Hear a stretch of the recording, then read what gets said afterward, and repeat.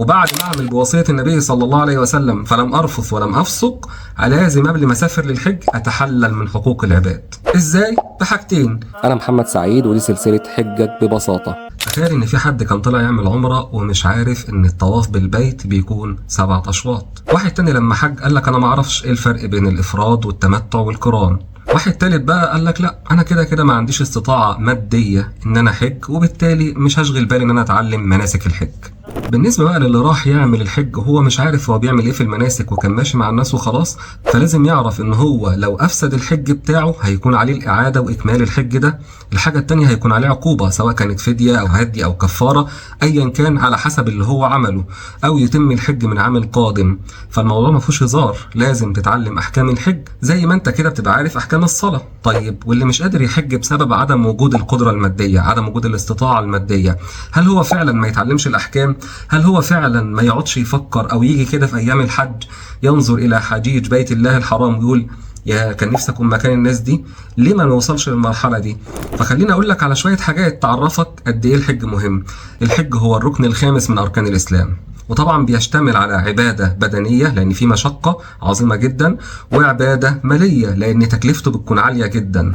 ولو أنت ما حجتش لغاية دلوقتي فأنا هقول لك على حديث، وإن كان بعض المحدثين ضعفوه لكن الشيخ الألباني رحمه الله تعالى صححه بمجموع أسانيده، وفيه أن النبي صلى الله عليه وسلم قال: من خرج حاجا فمات كتب له أجر الحاج إلى يوم القيامة، ومن خرج معتمرا فمات كتب له أجر المعتمر إلى يوم القيامة، ومن خرج غازيا فمات كتب له أجر الغازي إلى يوم القيامة. يبقى الحديث ده بيقول لك كده ان انت لازم تحدث نفسك، انا عاوز ايه؟ نفسي احج. نفسك تحج، انوي. طيب مفيش قدرة مادية خالص، حدث نفسك، لازم من جواك كده يبقى عندك غيرة او تنافس في العبادة. شايف الناس بتحج كل سنة، انت لا تدري رب العالمين قد ييسر لك ما تحدث به نفسك لو علم صدقك. وإن مت ولم تحج لكن عمال انت تحدث نفسك ونفسك ان انت تحج، لعل الله عز وجل يكتب لك الأجر العظيم، إنما الأعمال بالنيات. وبرضه هتعلم ليه؟ أعلم غيري. الحج ليه 5 شروط عامة وشرط خاص، فهفترض إن شرط مثلا الاستطاعة مش متوفر عندي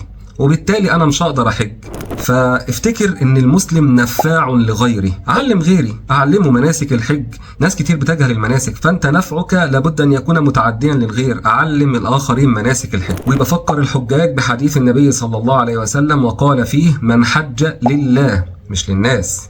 انا مش بحج عشان يقولوا الحج فلان، ما حصلش، ما سمعناش قبل كده حد من الصحابه قال شوف الحج فلان داخل علينا، ما سمعناش الكلام ده قبل كده. فانا مش هحج عشان يتقال عليا الحج فلان، لكن من حج لله، يبقى ده رقم 1. ده انا رايح احج افتكر لله. فلم يرفث ولم يفسق رجع كيوم ولدته امه.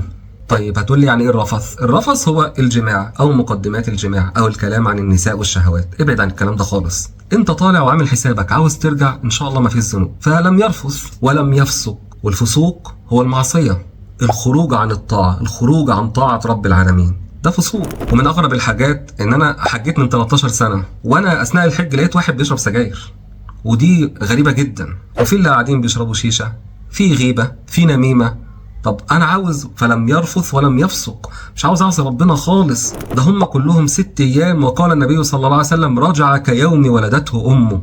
واخر حاجه عاوز انبه عليها وهي التزاحم.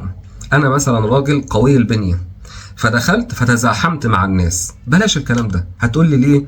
هقول لك لان الحجر الاسود كده هيشهد عليك مش هيشهد لك. ودليل الكلام ده ان النبي صلى الله عليه وسلم قال لعمر بن الخطاب، سيدنا عمر الفاروق، قال له: يا عمر إنك رجل قوي، لا تزاحم على الحجر فتؤذي الضعيف. إن وجدت خلوة فاستلمه، وإلا فاستقبله فهلل وكبر. يبقى أنا لا أغتر ولا بقوتي ولا بشبابي في الحج، وبعد ما أعمل بوصية النبي صلى الله عليه وسلم فلم أرفث ولم أفسق، لازم قبل ما أسافر للحج أتحلل من حقوق العباد. إزاي؟ بحاجتين: يا إما برد الحق إلى صاحبه أو بطلب منه العفو. ودعوتنا مستمرة ليكم، كمل معايا عشان تعرف مناسك الحج خطوة بخطوة في حجك ببساطة. والسلام عليكم ورحمة الله وبركاته.